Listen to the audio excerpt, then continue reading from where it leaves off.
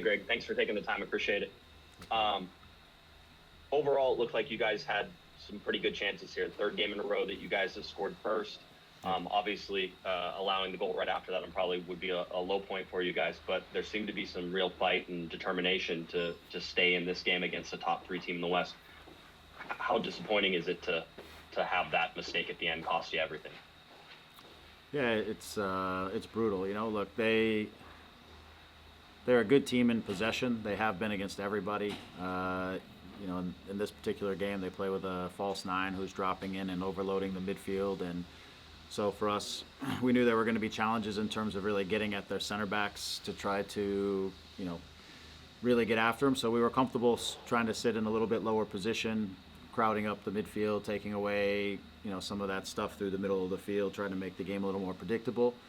I thought by and large we managed outside of a few situations, in particular the first goal where they run off the backside of us while we're dealing with the ball wide, and they get in and score. But I thought by and large we did a pretty good job of managing most of those situations through the course of the game, which is their strength. And I think, like you said, we got out 1-0. We gave it back right away, which is, a bit of a gut punch just how quickly we gave it back. The goal there was fight to halftime and get it. Second half, I felt like we came back. We were pretty solid. We adjusted slightly how we defended, and we got some opportunities as well. Didn't finish them, and now then it comes down to seeing out the game at the end. When you're in extra time and it's 1-1, you're on the road against, again, a solid team, and you got to make smart decisions. And the first bad decision is Isaiah trying to hit a switching pass when he's carrying out into space, winding the clock down. They've got numbers behind the ball. We need to drive as deep as we can and spin out and keep possession and get ourselves into their half of the field and see the game out smart. Instead, we try to hit a switching pass with our left foot to Gabe on the other side, which is, it's a low percentage pass in a priority moment of the game. While that's taking place, Amiro is kind of sauntering up, trying to catch his breath. I don't know, but he wasn't engaged and focused on the play. And the switched pass, it just becomes just a series of events of just bad decisions, not prepared, bad decision, and then the snowball just rolls down and builds momentum, and they find it in the back of our net. Like, it's just, we have to be over that part. Like, it's a maturity thing, and it's an engagement thing for today, because they had done so much work for 92, 93 minutes to allow that situation to be the one that cost us what would have been a solid result on the road with 2 home games in front of us. Instead, we give it away at the end and feel the suffer from what could have been a good solid sort of performance on the road, a good professional road performance until the very end. It's disappointing. And then with so much momentum coming out of El Tráfico, it felt like you were maybe moving closer to a win. Just take you another step backwards, seeing everybody's frustration afterwards, the players, everything. Do you feel like you're not making that momentum, you're not taking advantage of when you guys do play well? Yeah, I mean, I think the frustration hit again at the end. I think the guys have been resilient. They've bounced back. We know we have 2 home games for the first time in the season. We've got to bounce back. We've got to back up our partners here that at the end of the game made a couple of tough decisions and a couple plays. We got to back them up and try to come out on Wednesday fighting and defending our home turf. So, but it's like as you said, after a Tráfico draw, coming down on the road in San Diego, a draw, given the way the whole day played out, probably wouldn't have been the worst thing. We had chances, they had chances. Would have been a nice builder into two home games. So now we gotta show some resilience and come back and battle again. Thanks, Greg. Yep. Damien, go ahead. Hey, Greg. What's your first conversation with the Miro on a play like that?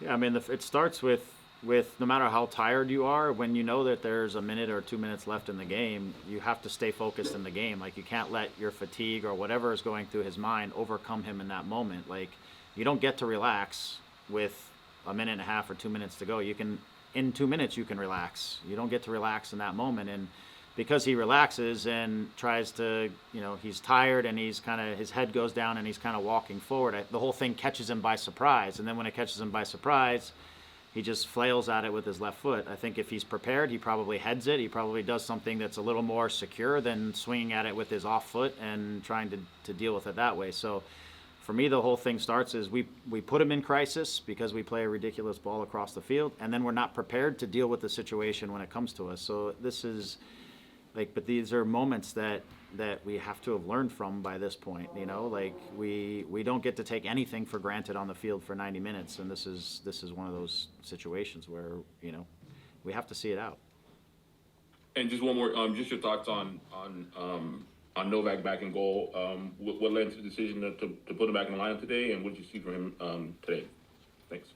Yeah, I thought he had a solid day. I thought his decisions, with the ball were smart. He, in terms of when to go long, when to try to play through the lines, I thought he made, quality decisions. I thought he took some balls out of the air, a couple set pieces, things like that were nice for us to clean some things up. I think probably the one that made a little bit of a mystery of was the one that went really high in the air that ended up kind of misjudging it and it bounced, but I thought everything else was relatively clean over the course of the game.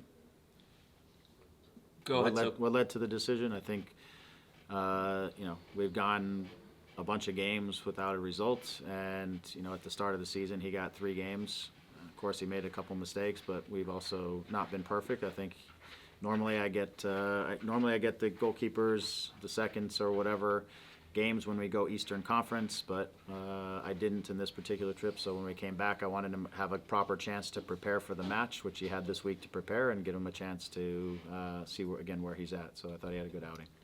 Go ahead, Sophie. Hey, Greg. When you look at the season so far and you kind of tally up the drop points from mistakes, that must be frustrating for you.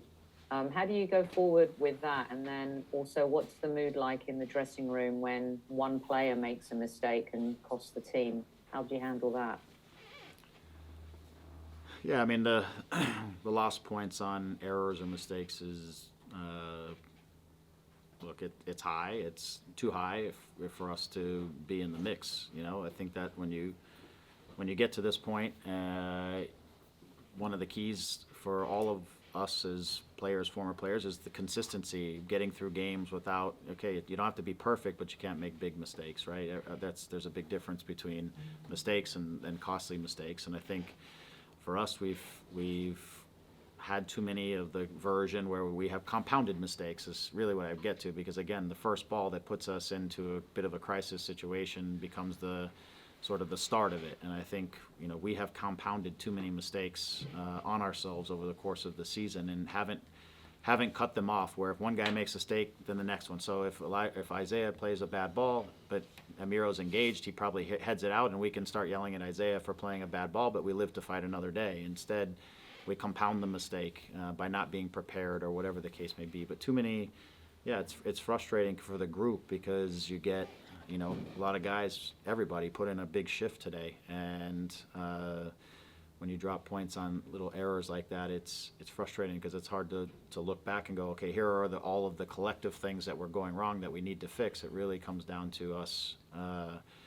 fixing our decision individually, or a couple of us fixing a play that shouldn't happen. So the frustrating part is it's tough to have a direct way of fixing it when you're saying, for example, like it just becomes an individual error. So, but we're always trying to seek the solutions inside of that. The guys they're frustrated again, because anytime you go out there and you put a big shift out, and then you don't really have a great explanation for how you just lost the game, because it doesn't really process that series of events just took place. That's something that you just have to process a little bit, and that's what guys will go through over the next 24 hours or 48 hours, and then we have to just turn our focus to home match against San Jose. Go ahead, Scott. Thanks, Greg. What was Novak's path like from those first 3 games, from those mistakes, to now, to working his way back into getting a start? Did he have to get past that at first, and how has he evolved over training since that time? It's been, a couple of months now? Yeah, I think it's been a tough road for him, to be honest, because when you come out from making a couple mistakes, when at the beginning of the season you feel like a couple mistakes at the beginning or just a couple mistakes at the beginning, but when you look at 14 games in a row where there's just not every game, but there's a lot of mistakes that are happening inside of that, then, you know, you start, I think for him, and I know because we've talked about it, he starts to feel a little bit like, well, I made a couple mistakes and now I'm not in, and there's a lot of mistakes that are happening out there. So for him, it's just been locking down, focusing, working on himself, his game, biding his time for his opportunity, and, you know, and being ready when his opportunity came. And so sometimes that's the challenge of a second goalkeeper, or if you've been displaced at some point, just finding your way and battling your way in. It's one of the toughest positions to fight your way back into, just because you don't switch keepers a lot. So I have to give him credit for staying in and being able to show up today and being ready to play, because I thought he showed up and looked like he had been playing games, not like he hadn't played a game in 2 months. So I have to give him credit. Has his performance in training been pretty consistent over the full time? Yeah, I would say he probably went through a 2-week period where he was frustrated, and but, you know, a little chat, and he also recognized it and he bounced right back and he got back into it. But in general, he believes in himself and he's been working for this opportunity. Greg, what kind of positives can you take from this match? I mean, you've mentioned a couple times that, you know, the team put in a tremendous shift. So what did you see out there that you liked, that worked? Yeah, I mean, I think, again, a team that's good in possession. They have a lot of good players that are very comfortable in their roles. You know, they really overload the midfield, which is something you have to deal with, you know, especially with Dreyer, who was playing as the 9, but really dropping into midfield positions where they're kind of boxing it up. Each of their guys is competent on the ball and very aware of sort of their surroundings and their connections on the field, and then they have Lozano and others who will take off for the depth, and guys who are clever about how they move. So for us we knew it was midday. You can't just get out and start pressing all over the field on a day like this and going, say, man on man, which is one way to disrupt a good possession team. You've got to be a little more calculated, and I thought the guys did a good job of staying connected, talking through the positioning of some of their players and their movements. Again, it wasn't perfect. They had a fair amount of the ball, but I thought we did, by and large, a really good job of dealing with a lot of those types of situations. I thought at times when we started to get some of our movements and actions right when we were able to secure the ball, I thought we were able to pull them apart a few times. And we had a couple of moments, I think, in transition where we were dangerous. So, but again, I think we managed the game from a defensive standpoint pretty well through it for a team that is, you know, who's very good at certain things for sure.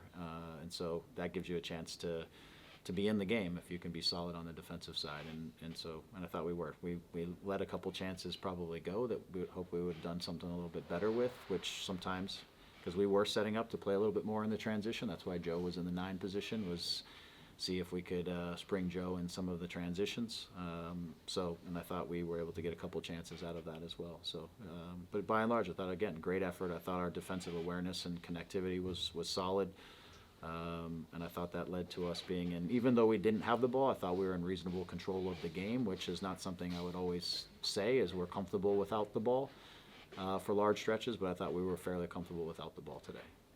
As it relates to mistakes that happen on the field, and as it relates to repeat mistakes, how do you deal with something like that? I mean, is it something where, you know, you sit a player down, you know, hey, you've made a couple mistakes, you know, I'm going to go with somebody else this match, or, I mean, could it get to the point where you're, I mean, even finding players for repeated just mistakes, you know, just the same thing over and over again?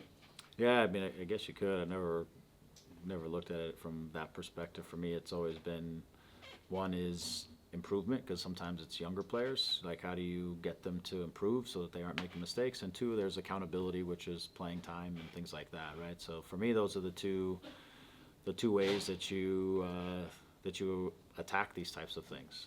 When you take guys off the field, other guys have to step up and fill the roles and also can't make mistakes and things like that. But you know, for us, it's got to be about accountability, which is training field stuff and playing time. You know, I don't know. I mean, everybody, if guys are out there putting in the shift and working and things like that, I don't know if financial penalties are the answer. I just never have been like that, but I do think everybody cares and everybody wants to be on the field, so playing time probably hurts as much as anything. Monica? Scott? Your thoughts on Sinabria, and he nearly put you ahead, seconds in. Yeah, again, like you see he's evolving. You see his dueling, he's winning challenges, his capacity to run, his all of those things that we see in him that are his qualities that we want to continue to grow are there.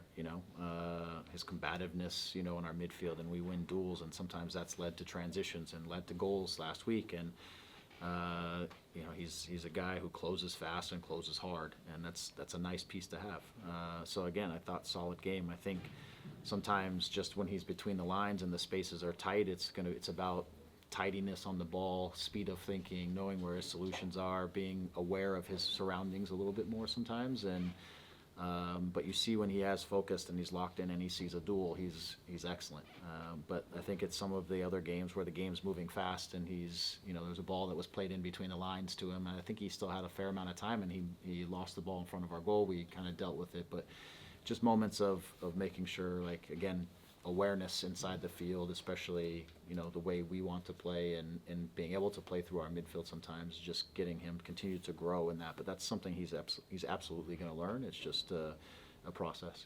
It's just a little bit different than what was asked to do before. But you see those qualities that he has, which makes him a special player. And with Gabe, we talked earlier in the season about the difficulties he was having, Yep. given everything else that was going on. I'm just wondering, how is he coming along? It seems that he's still laboring at times to really kind of find what it is he's looking for. Yeah, I think today was a situation where, especially through the course of the first half, the left back was really aggressive to release and get to him. And so it's important for us, a couple things as a collective group, to help Gabe out when a guy is that comfortable releasing and staying so close to Gabe, is making them pay for that guy releasing from the back line so soon. So being able to threaten the space behind where that player is releasing, giving Gabe some ways to help him to get unmarked, bringing him inside in the gap. But when he comes into the gap, he tends to stay too high, which makes it easy for the center back to defend him. If he will come lower, which he kind of fights coming lower and works under the midfielders, he'll actually find a better pocket to receive it, and he'll be more open. So some of it is on Gabe and his detail and some of his positioning in some of these situations, and some of it is collectively in the second half we tried to get Mickey closer to him and sometimes inside of him to create an overload on the fullback, where the fullback didn't feel so free to come releasing out to him all the time. So there's different ways, but for Gabe, again, he's got to keep his intensity level up and do the things that he has to do inside of that to give himself the best chance to be successful and not get frustrated because things aren't coming so easily, sometimes. And I feel like at times today he got a little bit frustrated because he couldn't necessarily, whether it was shake the left back or he wasn't getting the ball exactly at the moment he wanted. I could see some frustration building, so we tried to help him out of that a little bit through some positional stuff. Thank you for your time, Greg.